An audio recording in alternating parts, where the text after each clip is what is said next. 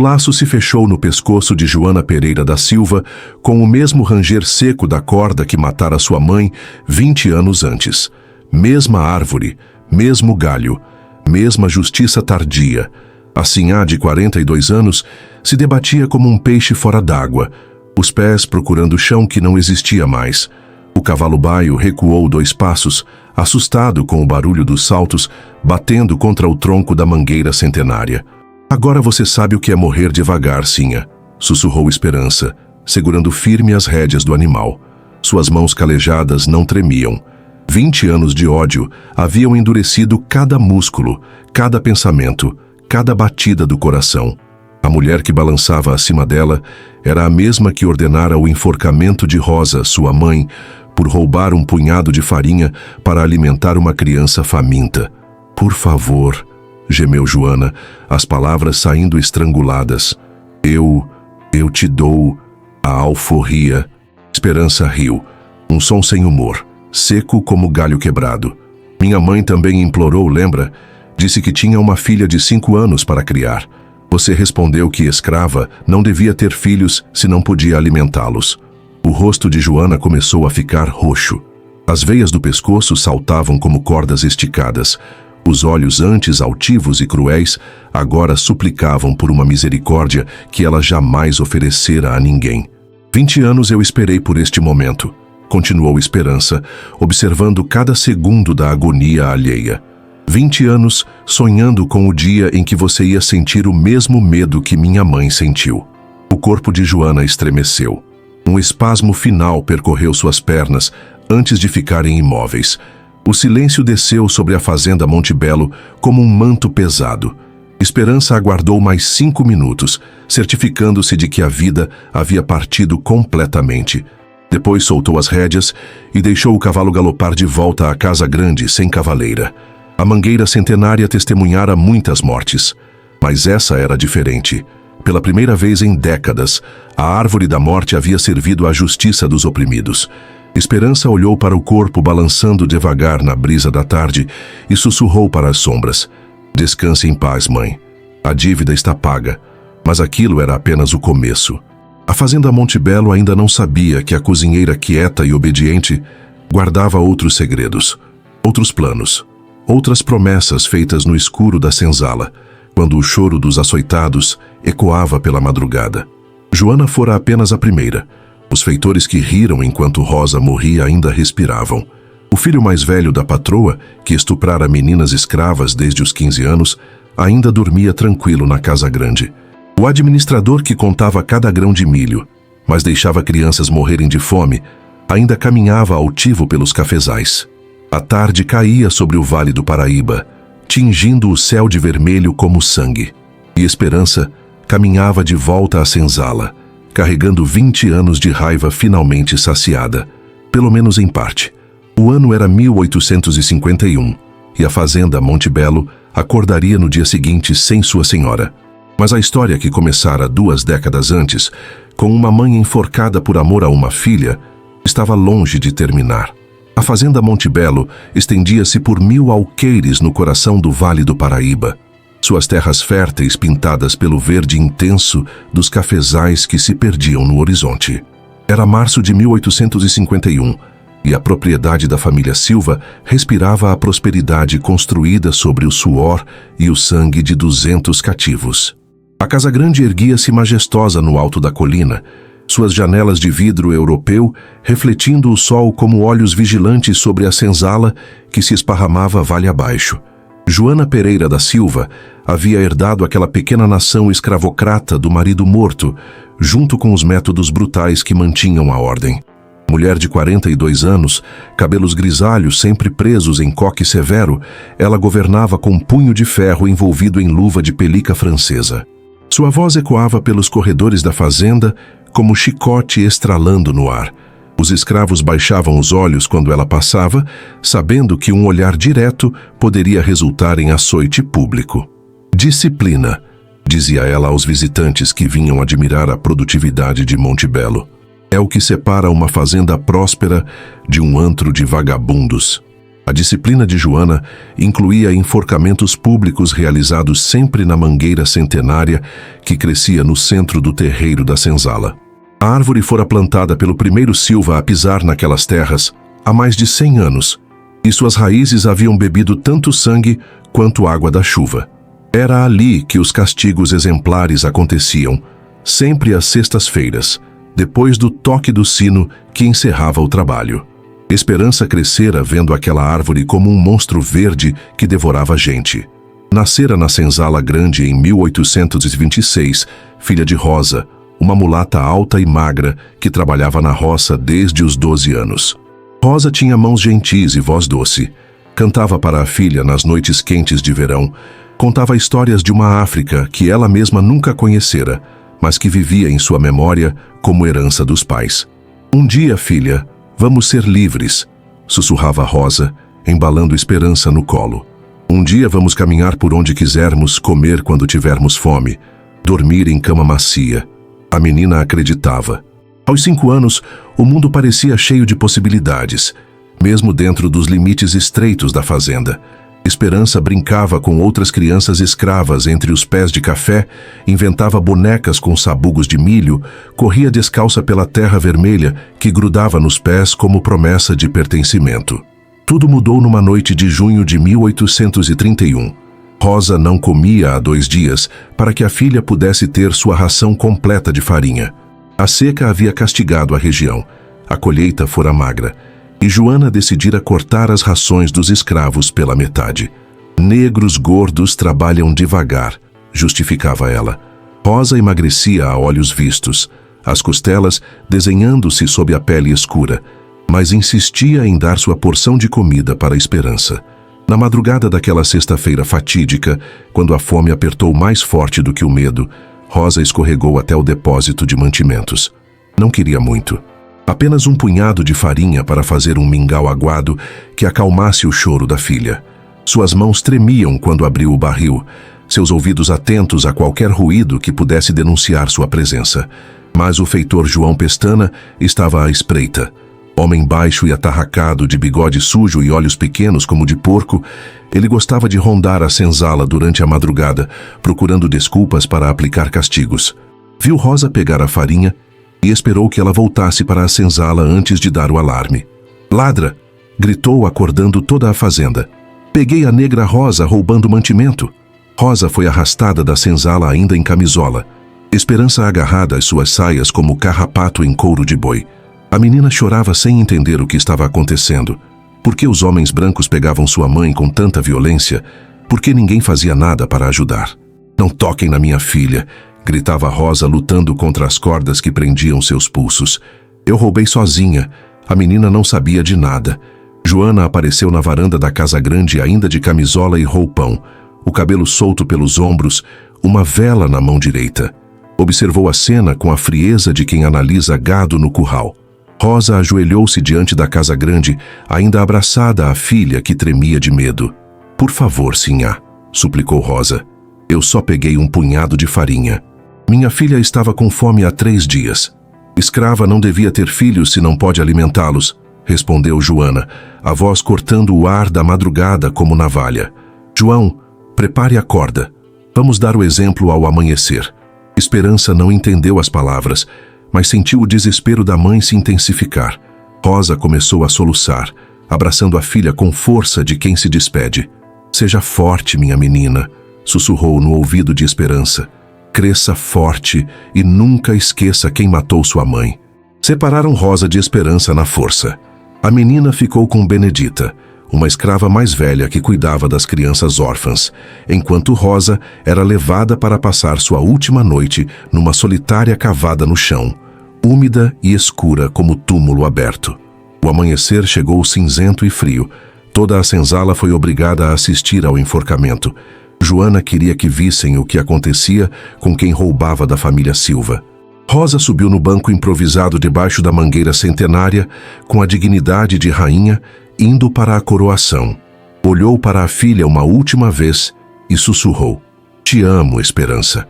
Nunca esqueça que te amo." O banco foi chutado às 7 da manhã. Rosa balançou por 20 minutos até parar de se mexer. Esperança assistiu a tudo, os olhos secos de tanto chorar, gravando cada detalhe na memória que nunca mais esqueceria.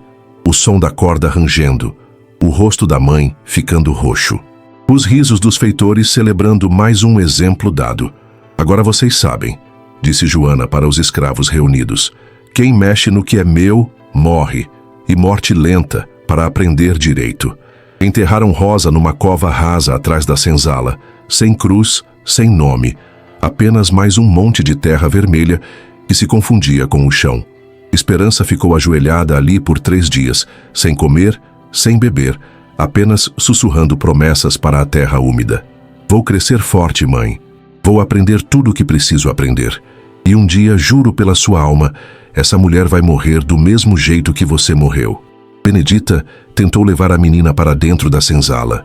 Ofereceu comida e carinho, mas Esperança havia endurecido por dentro como madeira seca.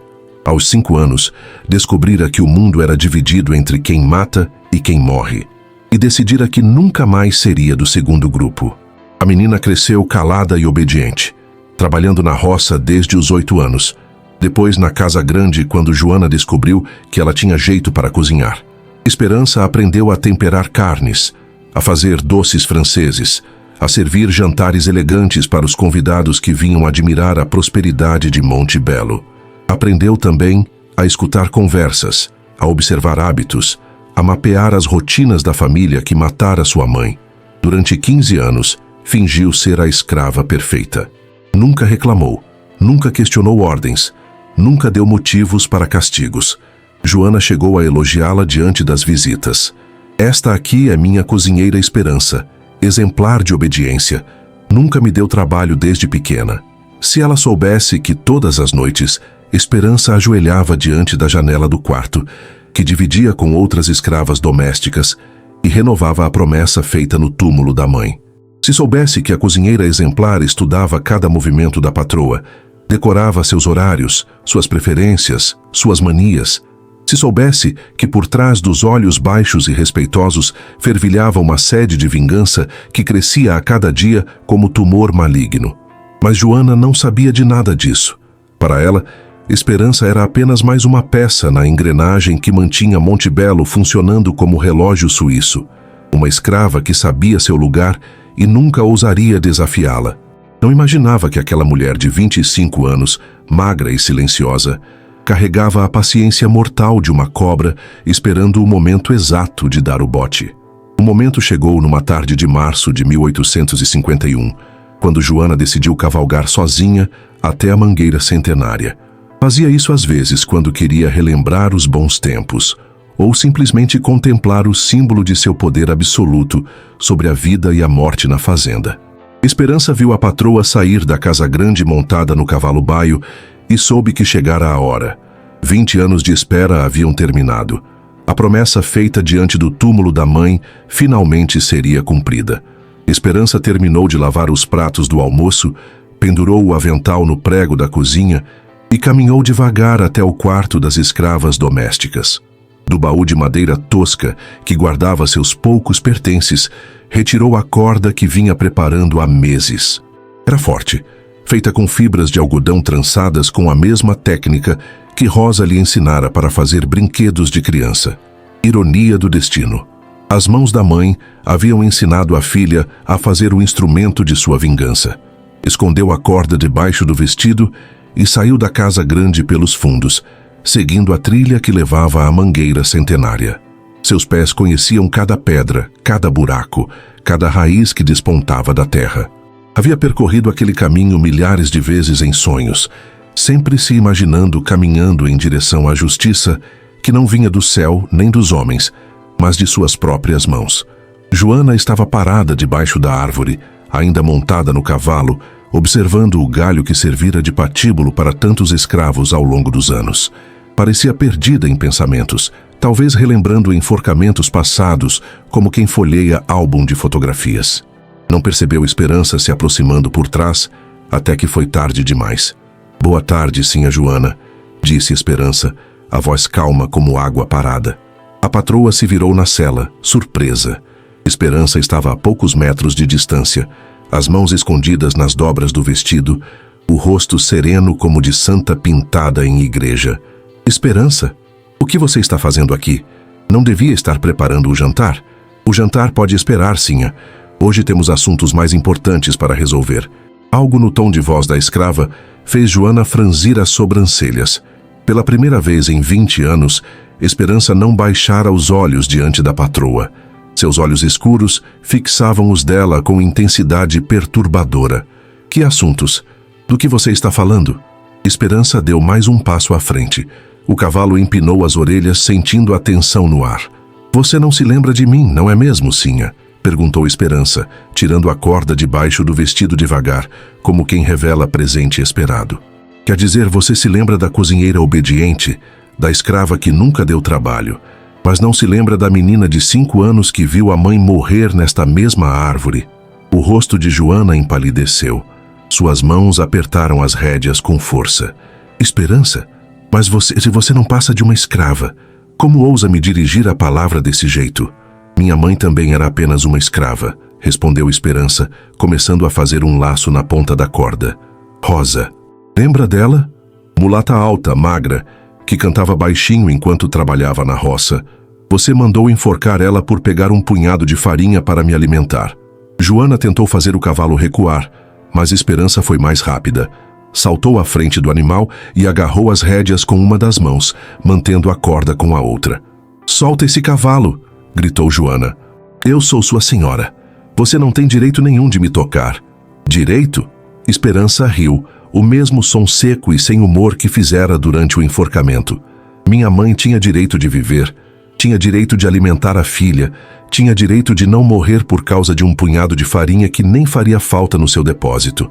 Puxou Joana da sela com força surpreendente. Anos trabalhando na roça e na cozinha haviam tornado seus músculos duros como aço.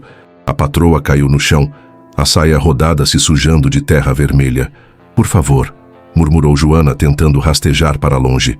Eu te dou a alforria. Te dou dinheiro. Posso te mandar para a corte, você pode ser livre. Livre?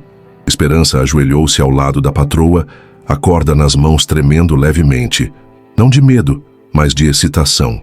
Você acha que eu quero ser livre depois de tudo que você fez? Você acha que existe alguma liberdade neste mundo que pague o sangue da minha mãe? Amarrou as mãos de Joana pelas costas com parte da corda, usando nós que aprendera vendo os feitores amarrarem escravos fugitivos. A patroa chorava agora, lágrimas escorrendo pelo rosto empoeirado. Eu só estava mantendo a disciplina na fazenda, soluçou. Se não punisse os ladrões, todos iam roubar. Era necessário. Necessário? Esperança puxou Joana para cima, forçando-a a ficar de pé. Era necessário matar uma mãe que só queria alimentar a filha? Era necessário fazer uma criança de 5 anos assistir ao enforcamento? Conduziu a patroa até debaixo do galho que conhecia tão bem, o mesmo onde Rosa morrera, o mesmo onde outros escravos haviam pendurado ao longo dos anos. A mangueira centenária estendia seus braços carregados de folhas verdes e frutos maduros, indiferente ao drama humano que se repetia em suas sombras. 20 anos eu esperei por este momento, disse Esperança, passando a ponta da corda por cima do galho. 20 anos planejando, sonhando, imaginando como seria ver o medo nos seus olhos. Fez o laço na outra ponta da corda e o colocou no pescoço de Joana. A patroa tentou gritar, mas o som saiu estrangulado. Por favor, Esperança, sussurrou. Eu tinha que manter a ordem. Você não entende como é difícil administrar uma fazenda. Administrar? Esperança testou a resistência da corda, puxando devagar. Você chama de administração matar gente por comida? Você chama de ordem separar mãe de filha para sempre? Pegou o cavalo pelas rédeas e o posicionou debaixo do galho. Ajudou Joana a subir na sela, mantendo-a de pé apenas pela força da corda no pescoço. Agora você vai sentir o que minha mãe sentiu, disse Esperança. Vai morrer devagar pensando em tudo que fez de errado. Vai pensar em todas as vidas que destruiu por puro prazer. Perdão, murmurou Joana, as palavras mal saindo da garganta pressionada. Eu peço perdão. Minha mãe também pediu perdão. Lembra o que você respondeu? Que escrava não devia ter filhos se não podia alimentá-los. Pois agora eu respondo, senhora, não devia ter escravos se não sabia tratá-los como gente. Esperança deu um tapa no cavalo, que saltou para a frente assustado. Joana ficou pendurada no ar, os pés procurando apoio que não existia mais. Seus olhos se arregalaram, as mãos amarradas tentando alcançar a corda que cortava sua respiração. Esperança observou cada segundo da agonia, comparando com as lembranças da morte da mãe. Joana se debatia mais, era mais pesada que Rosa. A corda rangia diferente com seu peso, mas o resultado seria o mesmo. A justiça tardia, mas inexorável. Reze para que Deus tenha mais misericórdia de você do que você teve da minha mãe, disse Esperança, repetindo as palavras que guardara por 20 anos. Joana balançou por 15 minutos, até parar completamente. Esperança aguardou mais 5, certificando-se de que a vida havia partido. Depois cortou a corda e deixou o corpo cair no mesmo local onde Rosa fora enterrada 2 décadas antes. Pegou as rédeas do cavalo e o mandou de volta para a casa grande. Alguém encontraria o animal sem cavaleira e começaria a procurar. Mas isso seria problema para depois.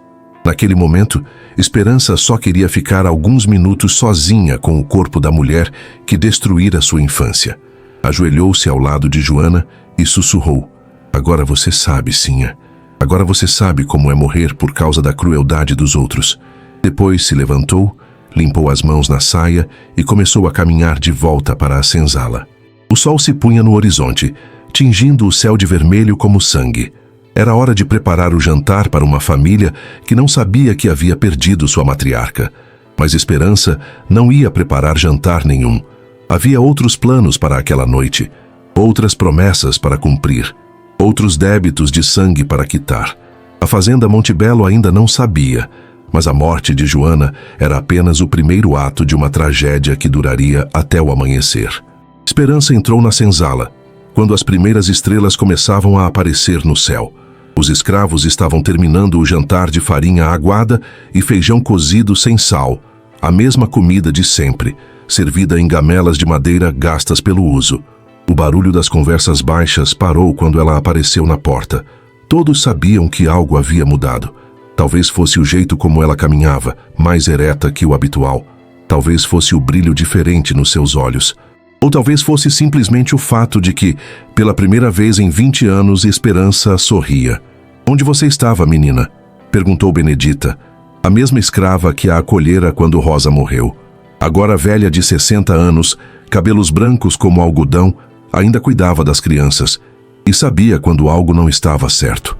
"Fazendo uma visita", respondeu Esperança, sentando-se no chão de terra batida ao lado da mulher que fora sua segunda mãe. "Uma visita que eu devia ter feito há muito tempo." Benedita franziu as sobrancelhas. Conhecia aquela menina desde os 5 anos. Sabia ler seus silêncios e seus sorrisos. E aquele sorriso a preocupava. Que tipo de visita? Esperança olhou ao redor da senzala. 40 pessoas amontoadas num barracão que seria pequeno para metade desse número. Crianças dormindo no chão sobre esteiras de palha. Homens e mulheres com cicatrizes de chicote nas costas, marcas de ferro quente nos braços, dedos perdidos em acidentes de trabalho nunca tratados adequadamente. 20 anos vendo aquela miséria todos os dias. 20 anos fingindo que aceitava tudo como ordem natural das coisas. "Benedita", disse Esperança baixinho, para que apenas ela ouvisse, "você se lembra da promessa que eu fiz no túmulo da minha mãe?" A velha engoliu seco. Lembrava, sim. Uma menina de 5 anos ajoelhada na terra úmida, sussurrando palavras de vingança que pareciam grandes demais para sua boca pequena. "Esperança, me diz que você não fez nenhuma besteira." "Besteira?" A moça riu baixinho. "Besteira foi esperar 20 anos. Besteira foi deixar aquela mulher viver tanto tempo depois de matar minha mãe." Do outro lado da senzala, Joaquim, um homem de 30 anos que trabalhava na casa grande como jardineiro, aproximou-se das 2 mulheres. Havia algo de urgente em seus movimentos. "Esperança", sussurrou ele. "O cavalo da Sinhá voltou sozinho. Os feitores estão procurando ela por toda a fazenda." "Ah, é?" disse Esperança, fingindo surpresa. "Que estranho. Você não sabe de nada. Não viu ela por aí?" Esperança olhou nos olhos de Joaquim por um longo momento. Depois sorriu. "Vi sim. Vi ela aprendendo que algumas dívidas sempre são cobradas." Joaquim arregalou os olhos. Benedita agarrou o braço de Esperança com força. Menina, me diz o que você fez. Fiz justiça, Benedita. A justiça que ninguém mais ia fazer. A notícia se espalhou pela senzala como fogo em capim seco. Em poucos minutos, todos sabiam que Esperança havia feito algo com Joana. As reações foram diversas. Alguns ficaram apavorados, imaginando as represálias que viriam. Outros, principalmente os mais velhos que lembravam de Rosa, sentiram uma satisfação sombria que não ousavam expressar em voz alta. Vocês não entendem, disse Esperança, ficando de pé no meio da senzala. Sua voz, normalmente baixa e submissa, agora soava clara e firme. Por 20 anos eu fingi ser a escrava perfeita. Por 20 anos engoli a raiva, baixei a cabeça, servi comida para a mulher que matou minha mãe. Mas essa vida de fingimento acabou hoje. E agora? Perguntou Carlos, um homem de 40 anos que trabalhava na moenda. Você acha que eles vão perdoar? Você acha que o filho da Sinhá não vai mandar matar todos nós? Rodrigo Silva? Esperança cuspiu no chão. Aquele menino mimado que estupra nossas filhas desde os 15 anos? Que acha que pode fazer qualquer coisa porque nasceu branco e rico? Cala a boca, menina, disse Tomé, um escravo de 50 anos que trabalhava como feitor menor. Você vai nos meter todos numa encrenca sem fim. Encrenca? Esperança riu. A encrenca já existe há séculos, Tomé. A diferença é que hoje eu decidi reagir em vez de aceitar calada. Benedita levantou-se devagar, suas articulações artríticas reclamando do movimento.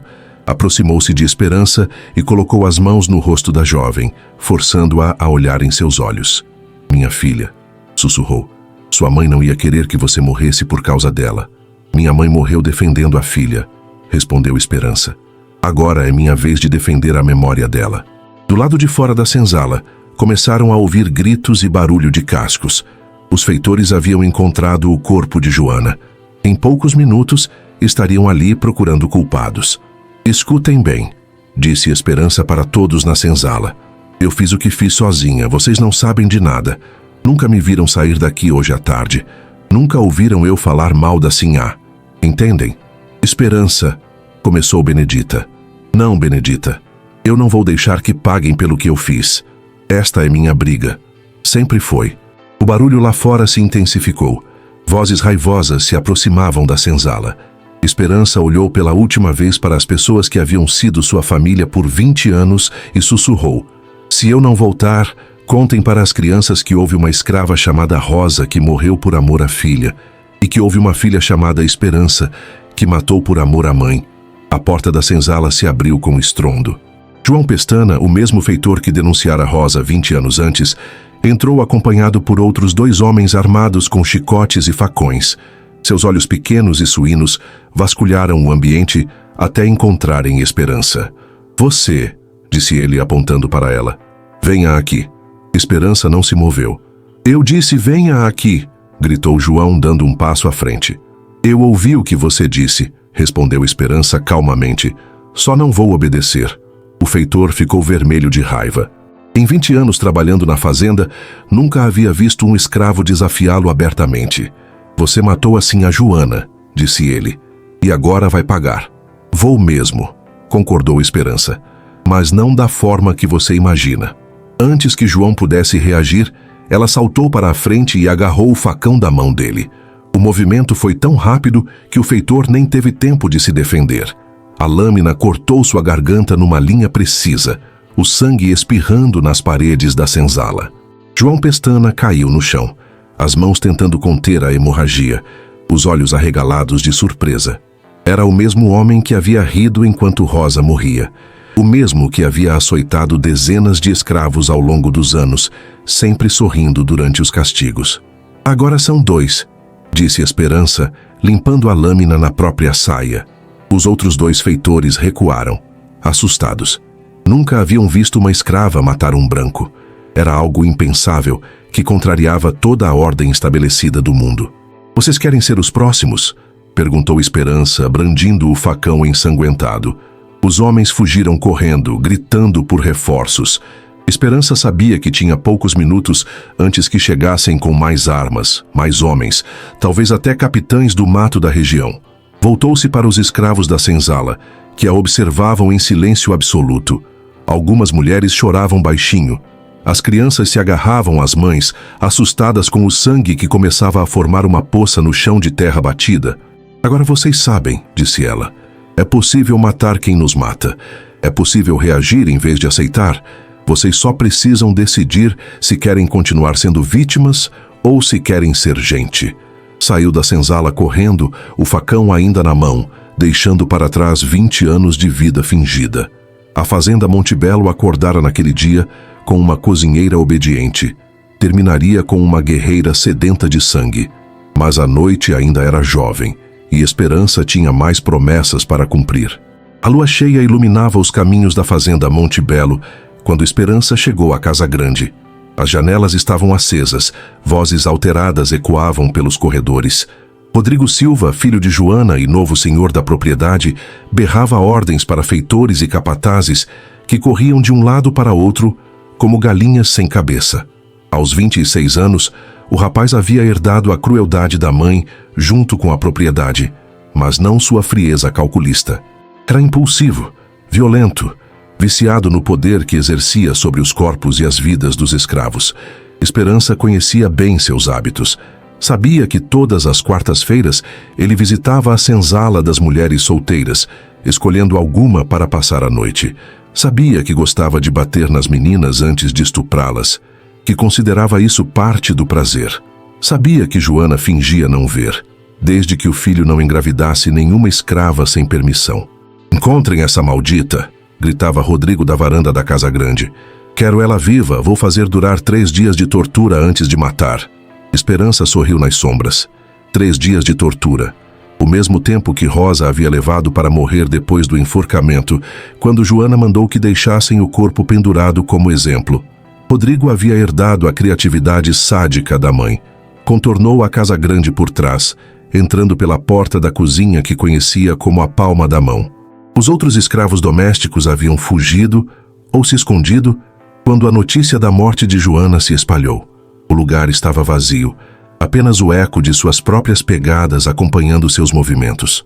Subiu a escada de serviço até o 2º andar, onde ficavam os quartos da família. O corredor estava escuro, mas ela conhecia cada tábua do assoalho, cada móvel que poderia esbarrar. 20 anos servindo naquela casa lhe haviam dado o conhecimento íntimo de todos os seus segredos. Parou diante da porta do quarto de Rodrigo. Podia ouvir sua voz lá embaixo, ainda dando ordens, ainda prometendo torturas refinadas para quem ousara matar sua mãe. Esperança entrou no quarto e se escondeu atrás das cortinas da janela. Agora era só esperar. Rodrigo subiu 1 hora depois, quando as buscas pela fazenda não deram resultado. Entrou no quarto falando sozinho, xingando os feitores incompetentes, prometendo comprar cães farejadores para caçar escravos fugitivos. Esperança observou-o através das frestas da cortina, esperando o momento certo. O jovem senhor tirou a camisa e jogou sobre a cadeira. Seu corpo tinha cicatrizes de brigas, mas também músculos desenvolvidos por anos de equitação e esgrima. Não seria fácil dominá-lo como havia feito com a mãe. Precisaria de surpresa e velocidade. Rodrigo aproximou-se da janela para fechá-la. Era a chance que Esperança esperava. Saltou de trás da cortina e encostou a lâmina do facão no pescoço dele, antes que pudesse reagir. "Não grite", sussurrou em seu ouvido. "Se gritar, corto sua garganta antes que alguém chegue." Rodrigo enrijeceu, sentindo o fio da lâmina contra sua pele. "Você é a cozinheira da mamãe", disse ele, a voz tremendo levemente. "Era", corrigiu Esperança. "Agora sou a mulher que matou sua mãe. E que vai matar você também. Por quê? Sempre tratamos vocês bem. Sempre demos comida, abrigo." Esperança riu baixinho. "Trataram bem? Você chama de tratar bem estuprar meninas de 12 anos?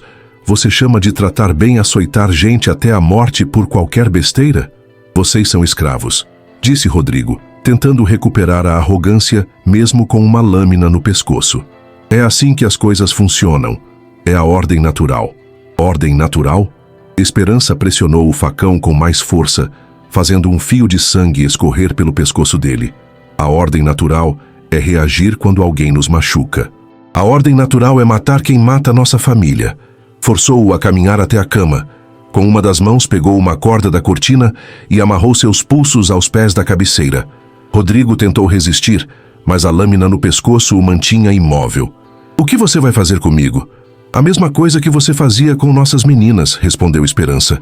Vou machucá-lo devagar antes de matá-lo. Pegou um pano da mesinha de cabeceira e enfiou na boca dele, abafando qualquer grito. Depois pegou uma vela acesa e aproximou da pele de Rodrigo. Sabe quantas meninas você estuprou nos últimos 10 anos? Perguntou, pingando cera quente no peito dele. Eu sei. Eu contei. Foram 23. Algumas ficaram grávidas e você mandou a mamãe dar remédios para abortar. Outras ficaram loucas de tanto apanhar. Rodrigo se contorcia, tentando escapar da cera derretida que queimava sua pele. Seus olhos suplicavam por misericórdia que não viria. Maria tinha 12 anos quando você a estuprou pela primeira vez, continuou Esperança, movendo a vela para outros pontos do corpo dele. Lembra da Maria? Menina pequena, magrinha, que tinha medo de escuro? Você a manteve trancada no porão por uma semana, usando ela toda a noite. Pingou mais cera, desta vez no rosto de Rodrigo. O rapaz tentou gritar, mas o pano abafou o som. Ana tinha 14 quando você quebrou o braço dela a pauladas porque ela tentou fugir depois que você terminou. Lembra da Ana? Ela nunca mais conseguiu usar o braço direito. A tortura continuou por 2 horas. Esperança usou a cera da vela, depois a própria lâmina do facão para fazer cortes pequenos e dolorosos na pele de Rodrigo. Nada que matasse rapidamente. Tudo calculado para causar sofrimento máximo. Agora você sabe como elas se sentiam, disse finalmente, quando o corpo de Rodrigo estava coberto de queimaduras e cortes. Agora você sabe o que é ser tratado como objeto, como coisa que existe só para o prazer dos outros. Retirou o pano da boca dele. Rodrigo tossiu sangue antes de conseguir falar. Por favor, pare. Eu peço perdão. Perdão. Esperança segurou o rosto dele com força. Você pediu perdão para as meninas que torturou? Você parou quando elas imploraram? Eu posso mudar. Posso libertar todos os escravos. Pode mesmo? Esperança fingiu considerar a proposta. E as meninas que já morreram por sua causa? Você pode ressuscitá-las? Pode devolver a sanidade para as que enlouqueceram? Rodrigo chorou, lágrimas misturando com o sangue que escorria dos cortes no rosto. Não posso. Então não há perdão possível, disse Esperança, posicionando a lâmina sobre o coração dele. Há apenas justiça. Enfiou o facão entre as costelas de Rodrigo, torcendo a lâmina para causar o máximo de dano. O rapaz teve convulsões por alguns minutos antes de ficar imóvel. Esperança limpou o sangue das mãos na cortina da janela e olhou pela última vez para o corpo do homem que havia torturado tantas meninas inocentes. Agora eram 3 mortos, Joana, João Pestana e Rodrigo. Mas ainda não havia terminado. Desceu as escadas e saiu da casa grande. O céu começava a clarear no horizonte. Logo seria amanhecer e os feitores voltariam com reforços da cidade. Era hora de partir. Mas antes precisava fazer uma última visita. Caminhou até o pequeno cemitério dos escravos, atrás da senzala, onde Rosa estava enterrada. O monte de terra vermelha estava coberto de mato, sem cruz, sem nome, como todos os outros túmulos de cativos. Esperança ajoelhou-se ali como fizera 20 anos antes, quando era apenas uma menina de 5 anos, fazendo promessas que pareciam impossíveis. Está feito, mãe, sussurrou para a terra úmida. A mulher que mandou você morrer está morta. O homem que te denunciou está morto. O filho dela que torturava nossas meninas também está morto. Uma brisa suave balançou as folhas da mangueira centenária, como se a própria árvore estivesse suspirando de alívio. 20 anos de pesadelos finalmente haviam chegado ao fim. Esperança ficou ali por alguns minutos, lembrando da mãe que conhecera tão pouco tempo, mas que deixara marcas profundas em sua alma. Rosa havia morrido para que a filha pudesse viver. Agora a filha havia matado para que a mãe pudesse descansar em paz. Descanse, mãe, disse ela beijando a terra do túmulo. A dívida está paga. Todas as dívidas estão pagas. Levantou-se, limpou as lágrimas que escorriam pelo rosto e começou a caminhar em direção à serra. Os quilombos da Mantiqueira ficavam a 3 dias de caminhada, mas ela conhecia as trilhas, sabia como se esconder dos capitães do mato. 20 anos de paciência lhe haviam ensinado também como planejar uma fuga. Atrás dela, A fazenda Monte Belo despertava para um novo dia sem seus senhores. Na senzala, os escravos sussurravam histórias de uma cozinheira que se transformara em justiceira. Nas casas dos vizinhos, fazendeiros acordariam para descobrir que alguém havia quebrado a ordem estabelecida, provando que era possível revidar. O sol nasceu vermelho como sangue sobre o Vale do Paraíba. E Esperança caminhava livre pela primeira vez na vida, carregando nas costas o peso e a glória de uma vingança completa. A fazenda nunca mais seria a mesma, e nem o Vale do Paraíba. A notícia da matança na fazenda Monte Belo se espalhou pelo Vale do Paraíba como rastilho de pólvora. Em menos de uma semana, não havia um único senhor de engenho na região que não soubesse da história de Esperança, a cozinheira que havia matado 3 brancos numa única noite antes de desaparecer na Serra da Mantiqueira. As versões mudavam conforme passavam de boca em boca, cada contador acrescentando detalhes dramáticos, mas o essencial permanecia o mesmo. Uma escrava havia se vingado de quem matara sua mãe. Para os fazendeiros, a história era um pesadelo. Reuniram-se em assembleias urgentes, contrataram mais capitães do mato, aumentaram a vigilância sobre suas propriedades. Se uma escrava aparentemente submissa havia sido capaz de tamanha brutalidade, o que mais poderia estar fermentando no silêncio das senzalas? Quantas outras esperanças aguardavam o momento certo para atacar? Precisamos dar o exemplo, disse o coronel Antônio Ferreira durante uma reunião na fazenda São José. Não podemos deixar que essa história inspire outros escravos. Mas a desgraçada sumiu, reclamou outro fazendeiro. Os capitães do mato vasculharam a serra inteira. Parece que a terra engoliu ela. Então vamos fazer um exemplo com os que ficaram, sugeriu um terceiro. Açoitar alguns escravos de Monte Belo para mostrar que não toleramos rebelião. Mas quando chegaram à fazenda abandonada, encontraram as senzalas vazias. Os 200 escravos de Joana haviam desaparecido durante a noite, levando apenas o que conseguiam carregar. Tinham seguido o exemplo de Esperança, fugindo para os quilombos das montanhas ou para outras províncias onde poderiam tentar recomeçar a vida. A fuga em massa assombrou ainda mais os fazendeiros. Não era apenas uma questão de prejuízo econômico, embora 200 escravos representassem uma fortuna. Era o símbolo de que algo havia mudado no delicado equilíbrio de poder que sustentava o sistema escravocrata. Nas senzalas das fazendas vizinhas, porém, a história de Esperança era contada com admiração e esperança. As mulheres sussurravam seu nome enquanto cozinhavam, imaginando-se no lugar da heroína que havia cobrado 20 anos de humilhação numa única noite de sangue. Os homens falavam dela como exemplo de coragem, prova de que os oprimidos podiam revidar quando decidissem parar de aceitar passivamente sua condição. Ela mostrou que eles também sangram, dizia um escravo velho na fazenda Santa Rita. Mostrou que não são deuses, são só homens malvados que podem morrer como qualquer um. E os filhos? Perguntava uma mulher jovem. O que acontece com nossos filhos se reagirmos? Os filhos de vocês vão crescer sabendo que a mãe não era covarde, respondia o velho. Vão saber que algumas pessoas preferem morrer lutando a viver de joelhos. A lenda crescia com cada narração. Alguns diziam que Esperança havia matado 10 homens, outros que ela havia incendiado a casa grande antes de fugir. Falavam que ela tinha poderes sobrenaturais, que havia feito pacto com espíritos africanos para conseguir sua vingança. Falavam que ela ainda estava viva, escondida nas montanhas, planejando novos ataques contra fazendeiros cruéis.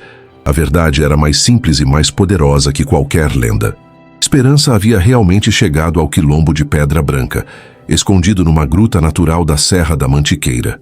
Lá encontrou outros fugitivos como ela, homens e mulheres que haviam escolhido a liberdade incerta das montanhas em vez da escravidão garantida das fazendas. Você é ela, não é? Perguntou Antônio, um homem de 30 anos que havia fugido de uma fazenda em Taubaté.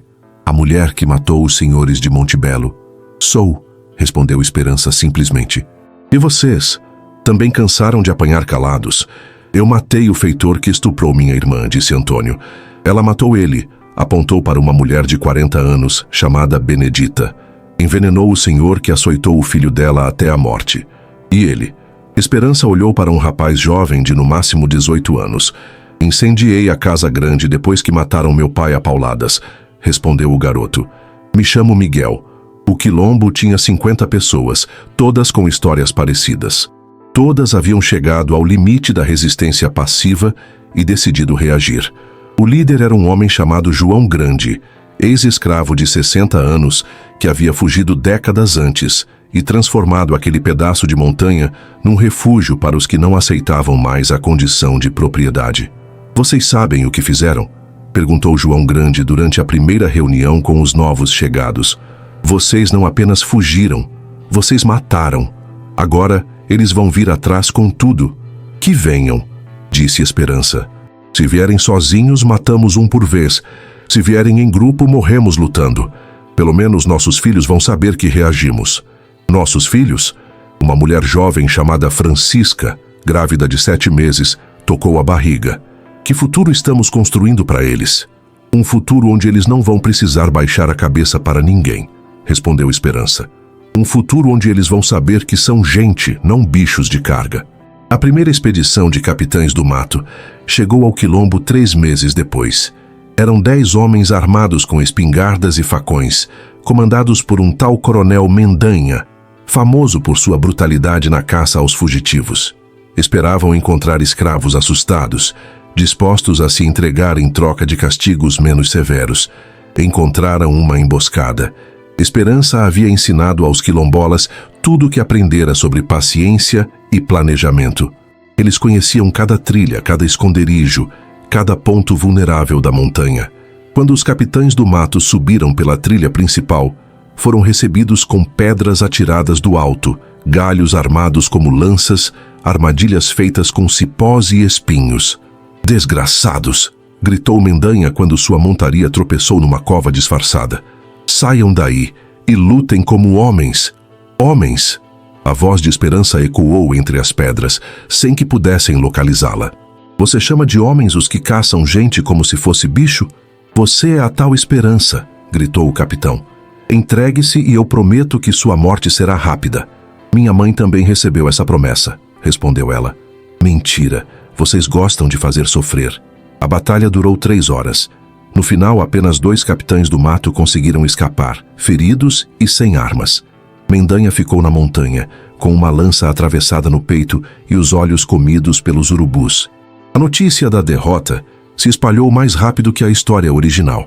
Agora não era apenas uma escrava que havia matado os senhores, era um quilombo inteiro que havia derrotado uma expedição militar.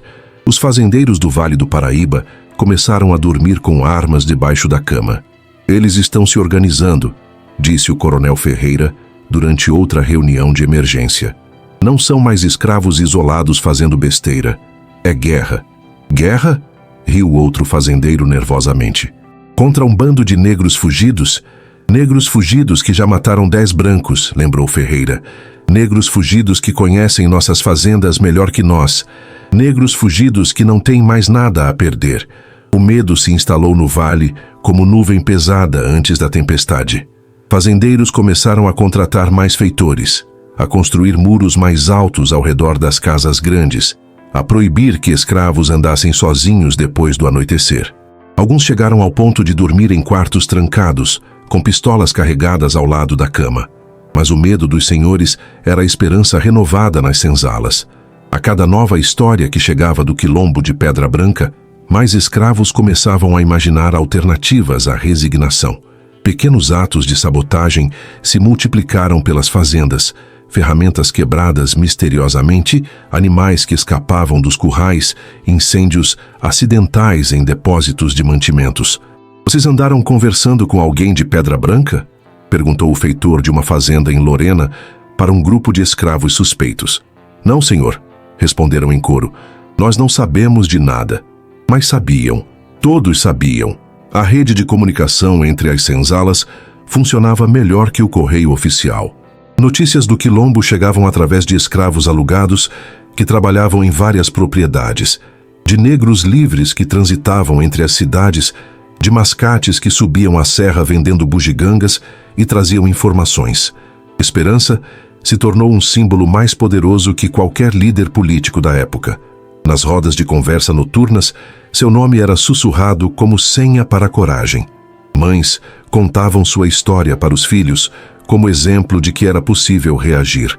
Velhos que haviam passado décadas aceitando humilhações começaram a imaginar vingança. A esperança mostrou o caminho, dizia uma escrava chamada Rita, numa fazenda de Guaratinguetá.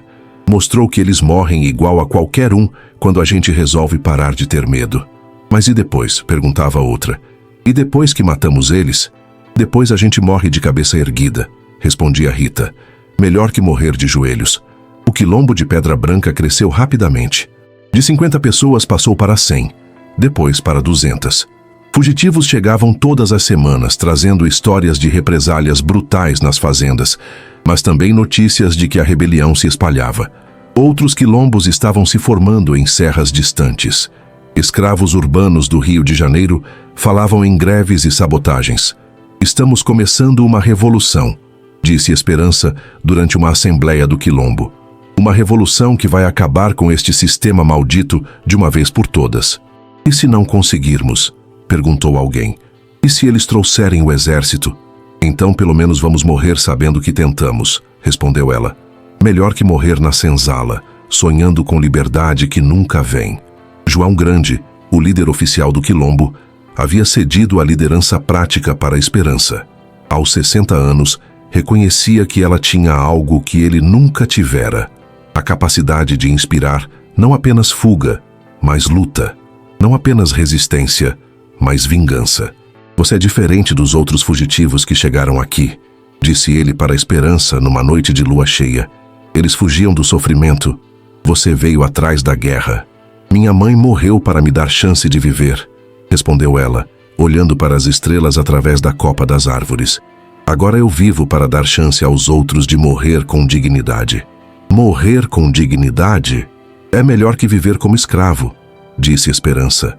Muito melhor. A segunda expedição militar chegou 6 meses depois da primeira. Desta vez eram 50 homens, soldados do exército imperial, comandados por um coronel de verdade, não apenas capitães do mato. Trouxeram canhões pequenos, pólvora suficiente para explodir a montanha inteira, ordens diretas do governo provincial para acabar com aquela ameaça à ordem pública. Esperança sabia que não tinham chance numa batalha aberta. O quilombo tinha muitas mulheres, crianças, velhos. Mesmo os homens em condições de lutar não tinham treinamento militar nem armas suficientes para enfrentar soldados profissionais.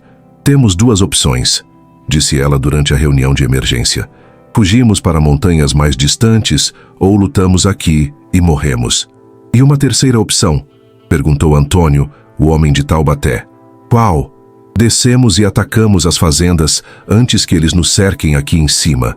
Se vamos morrer, pelo menos levamos alguns dos desgraçados junto. A ideia foi aceita por unanimidade. 200 pessoas desceram da montanha numa noite de dezembro de 1852, 1 ano e 9 meses depois da morte de Joana. Dividiram-se em grupos de 20, cada um atacando uma fazenda diferente. O objetivo não era roubar nem sequestrar, era matar o maior número possível de senhores, feitores e capatazes. A noite ficou conhecida como a Noite das Fogueiras. 7 casas grandes foram incendiadas simultaneamente. 23 brancos morreram. Centenas de escravos fugiram aproveitando a confusão. O Vale do Paraíba acordou no dia seguinte, coberto de fumaça e terror.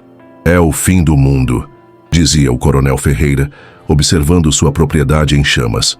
É o fim da civilização. Estava mais certo do que imaginava. A Noite das Fogueiras marcou o começo do fim da escravidão no Vale do Paraíba. Não imediatamente, mas simbolicamente. Mostrou aos escravos que era possível revidar. Mostrou aos senhores que seu poder não era absoluto. Plantou sementes de medo e esperança que cresceriam pelas décadas seguintes. Esperança morreu naquela noite, numa emboscada na fazenda São José. Tinha 27 anos, a mesma idade da mãe quando morreu.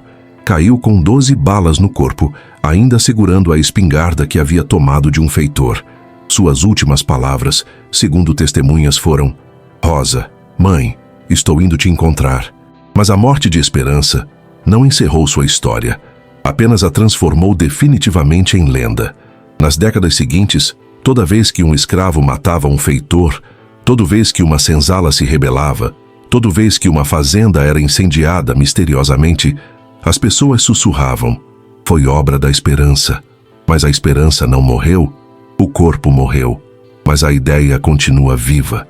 E era verdade. A ideia plantada por uma menina de 5 anos vendo a mãe morrer, cultivada por 20 anos de paciência e vingança, havia germinado em centenas de outras mentes. Esperança havia mostrado que era possível quebrar as correntes não apenas fugindo, mas lutando. Não apenas se escondendo, mas atacando. Não apenas sonhando com liberdade, mas conquistando-a com sangue. O quilombo de Pedra Branca foi destruído 3 dias depois da Noite das Fogueiras. Os sobreviventes se espalharam por outras montanhas, levando consigo as técnicas de guerra que haviam aprendido, as histórias que haviam vivido, a certeza de que a luta valia mais que a resignação. 36 anos depois, quando a princesa Isabel assinou a Lei Áurea, muitos dos ex-escravos presentes na cerimônia sussurraram em silêncio uma oração de gratidão para a mulher que havia provado, décadas antes, que a liberdade não era dádiva a ser esperada, mas direito a ser conquistado. A fazenda Montebello nunca foi reconstruída. Virou pasto, depois capoeira, depois mata fechada. Mas a mangueira centenária continuou de pé, suas raízes bebendo a água da chuva e o sangue das memórias enterradas. Viajantes que passavam pela estrada, às vezes ouviam ruídos estranhos vindos daquelas terras abandonadas. Alguns diziam que era vento balançando os galhos. Outros juravam que era o ranger de uma corda, ecoando pela eternidade. As crianças da região aprenderam a evitar aquele lugar, especialmente depois do anoitecer. Mas as mulheres negras que trabalhavam nas fazendas vizinhas às vezes caminhavam até lá em silêncio, ajoelhavam diante da árvore e sussurravam orações de agradecimento para a mulher que havia quebrado o silêncio da submissão com o grito da vingança. A história de esperança passou de boca em boca durante gerações, modificando-se conforme os tempos e os contadores, mas mantendo sempre a essência central. Uma filha que honrou a mãe, uma escrava que se fez justiceira, uma mulher que preferiu morrer, lutando a viver de joelhos. Hoje, mais de 1,5 séculos depois, quando o Brasil ainda luta contra os fantasmas da escravidão, quando a desigualdade racial ainda marca nossa sociedade, quando a violência ainda é herança maldita daqueles tempos sombrios, a história de esperança ressoa como eco distante, mas persistente. Ela nos lembra que a opressão só termina quando os oprimidos decidem que chega, que a justiça, mesmo quando demora décadas, sempre encontra seu caminho, que algumas dívidas de sangue nunca prescrevem, mesmo que precisem ser cobradas pelas gerações seguintes. E nos lembra principalmente que, por trás de cada estatística sobre escravidão, por trás de cada número nos livros de história, havia pessoas reais com nomes, sonhos, famílias e uma dignidade que nenhuma corrente conseguia quebrar completamente. Rosa morreu para que Esperança vivesse. Esperança matou para que Rosa descansasse em paz. E desde aquela tarde de março de 1851, nenhum jugo foi forte o suficiente para calar completamente o grito de liberdade que ecoa no coração de quem se recusa a aceitar a injustiça como destino. A mangueira centenária ainda está lá, em algum lugar do Vale do Paraíba, suas raízes profundas na terra vermelha, seus galhos altos tocando o céu. E nas noites de vento forte, quando as folhas sussurram segredos antigos, ainda é possível ouvir a voz de uma mulher que escolheu a guerra em vez da paz, a vingança em vez do perdão, a morte de pé em vez da vida de joelhos. Desde aquela noite, nenhum senhor dormiu em paz no recôncavo.